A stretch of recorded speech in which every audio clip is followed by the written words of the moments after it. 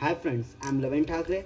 दोस्तों, आज इस वीडियो में मैं आप लोगों को जॉइंट हिंदू फैमिली बिजनेस के बारे में बताने वाला हूँ कि जॉइंट हिंदू फैमिली बिजनेस होता क्या है और कैसे ये बिजनेस ऑपरेट किया जाता है, किसके द्वारा किया जाता है, क्या इसके कैरेक्टरिस्टिक्स, क्या इसके एडवांटेज है और डिसएडवांटेज है।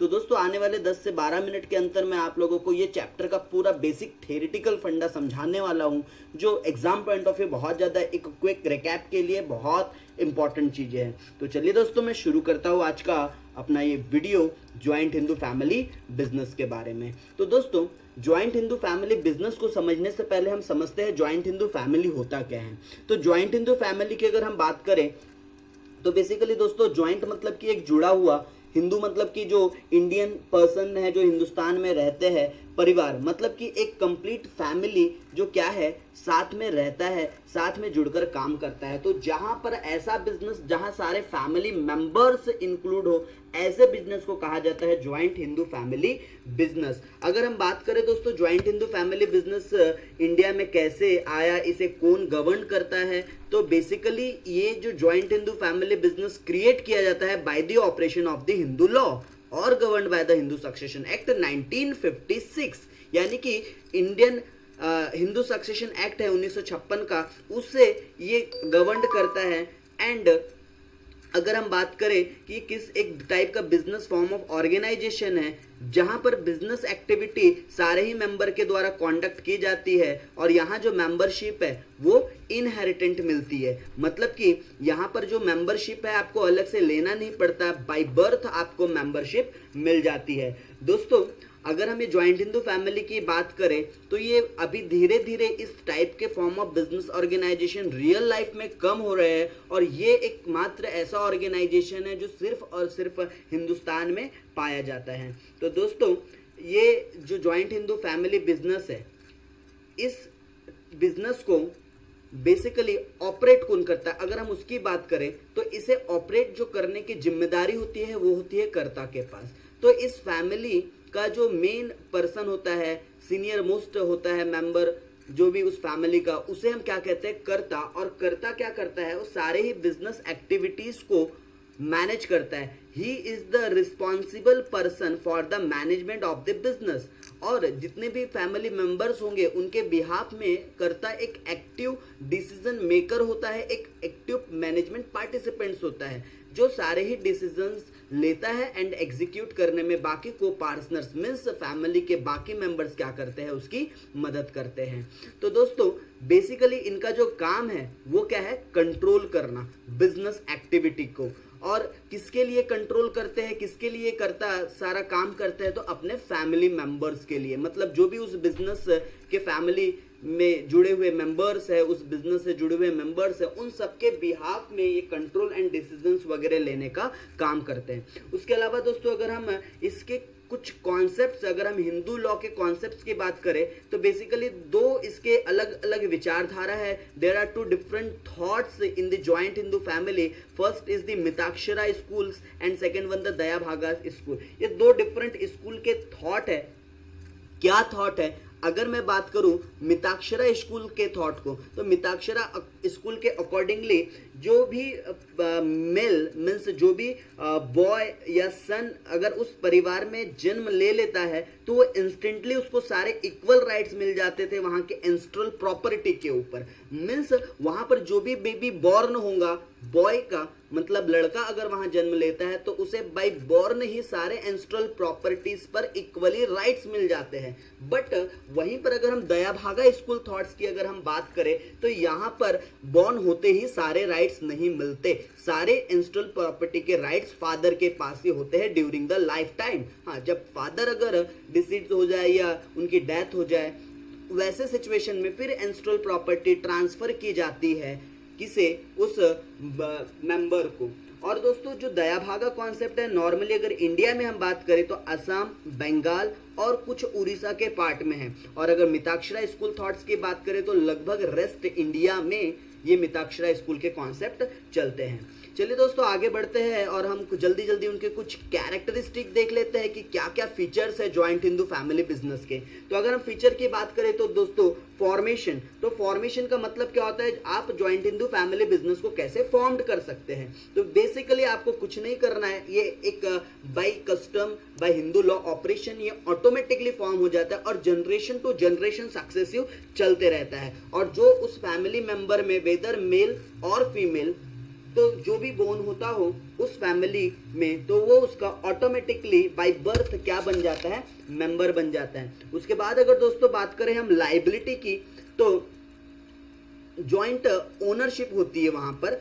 अगर जॉइंट ओनरशिप की हम बात करें तो जितने भी पर्सन या मेंबर्स होते हैं उस बिजनेस में, उस फैमिली में, सबके पास प्रॉपर्टी पर जॉइंट ओनरशिप होती है, मतलब सभी का उस प्रॉपर्टी एंसेस्ट्रल प्रॉपर्टी पर बराबर हक होता है। उसके अलावा दोस्तों आगे मैं बात करूं मैनेजमेंट की, तो मैनेज करने की जिम्मेदारी बेसिकली कर्ता के ऊपर होती है। कर्ता ही सारे बिजनेस एक्टिविटीज को क्या करता है, देखता है एंड रिस्पॉन्सिबल भी होता है वो सारे डिसीजंस के लिए। और बाकी जितने को पार्टनर्स होते हैं उन्हें उनका डिसीजन फॉलो करना पड़ता है। तो कर्ता के पास सारे वो राइट्स होते हैं, लाइक चेक पर साइन करना, बिल ड्रॉ करना and all kinds of receipts issue करना, गुड्स खरीदना, गुड्स बेचना, प्रॉपर्टीज वो केयर ऑफ रहता है on the behalf of all the को पार्टनर्स। तो ये सारे जो मैनेजमेंट रिलेटेड एक्टिविटी है ये सब कर्ता को संभालने पड़ते हैं। उसके बाद मैं अगर दोस्तों बात करूं मेंबरशिप की, तो मेंबरशिप को लेकर कोई लिमिट नहीं है, there are no limit in the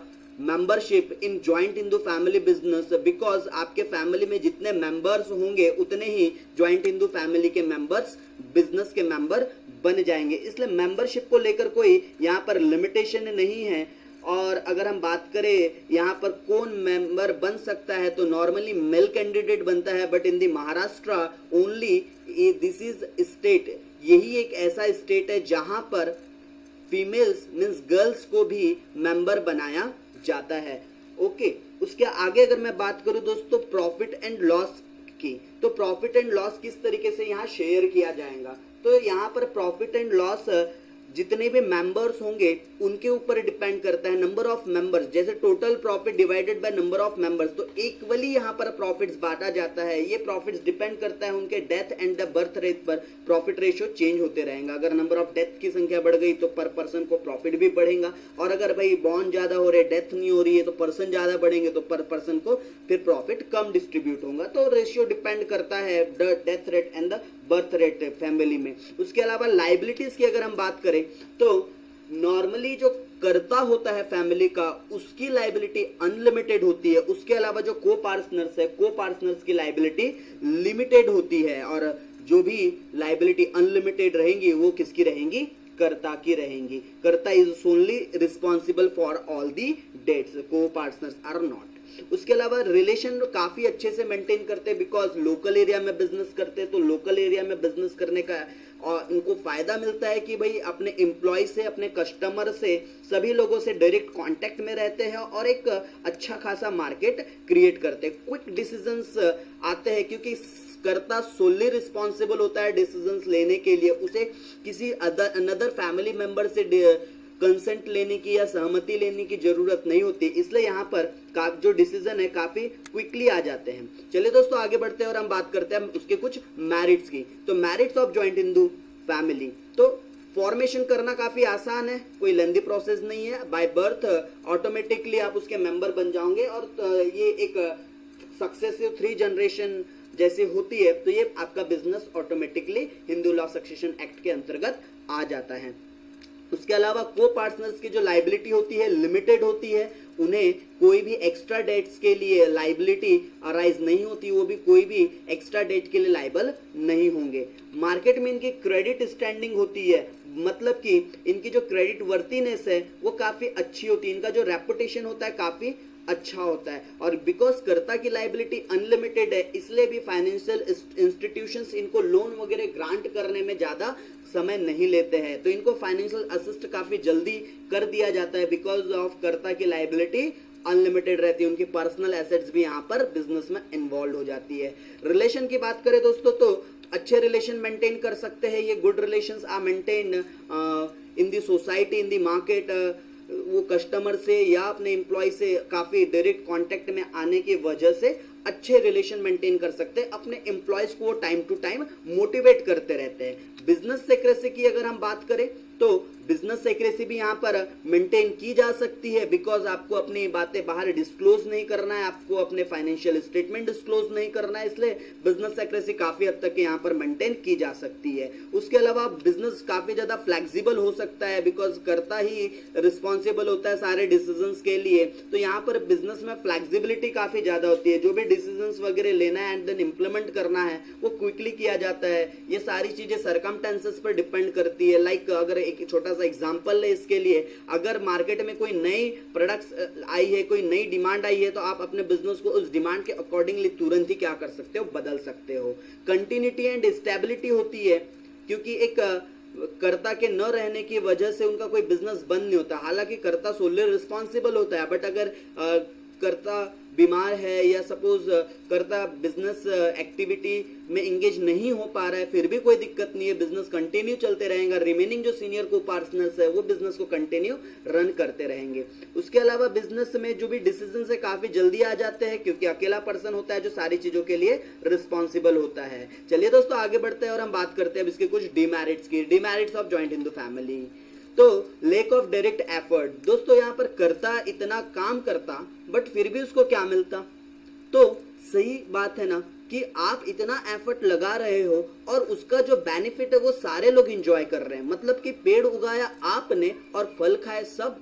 तो कहीं ना कहीं यहाँ पर जो एक मोटिवेशन मिलना चाहिए वो नहीं मिल पाता कर्ता को। तो जो उन्होंने एफर्ट्स लगाए हैं बिजनेस में उसका उन्हें उतना प्रॉपर रिवॉर्ड नहीं मिल पाता। उसके बाद अगर दोस्तों हम बात करें कर्ता की लायबिलिटी कैसी होती है, अनलिमिटेड। तो ऑब्वियस है अगर कर्ता की लायबिलिटी अनलिमिटेड है तो कोई भी वो रिस्क टेकिंग डिसीजंस लेने के लिए 100 बार सोचेगा, बिकॉज उसकी लायबिलिटी अनलिमिटेड है। और अनलिमिटेड लायबिलिटी कहीं ना कहीं बिजनेस ग्रोथ में एक आड़े आ सकती है। ये एक फैक्टर हो सकता है शायद जो बिजनेस को अनसक्सेसफुल की तरफ ले जाए, बिकॉज एक फियर होता है जब अनलिमिटेड लायबिलिटी होती है तब।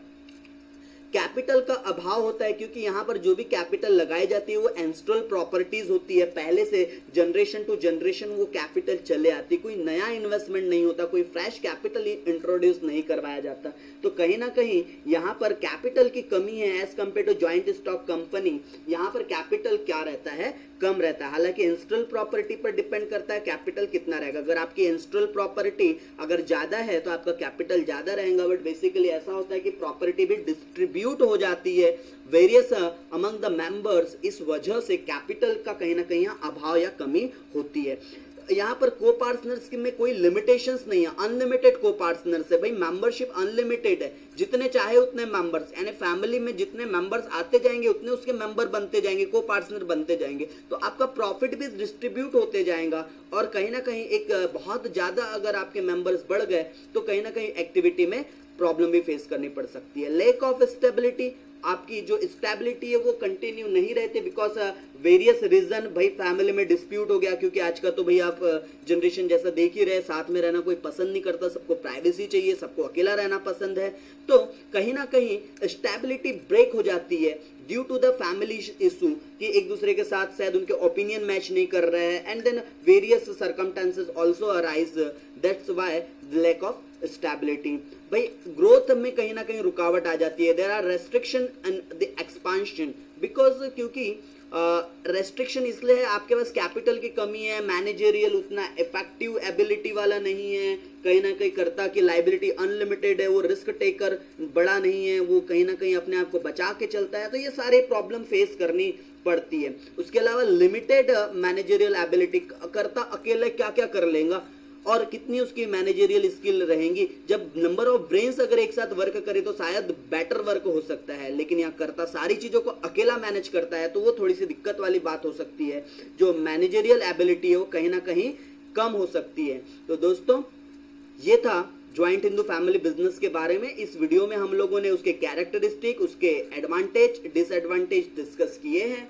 तो होप सो दोस्तों आपको ये वीडियो पसंद आया हो तो आप हमारे इस वीडियो को लाइक, शेयर, करना ना भूलें। और अगर आपको इस तरीके के कोई वीडियोस चाहिए तो आप हमारे चैनल को जल्दी से सब्सक्राइब कर लीजिए। धन्यवाद दोस्तों।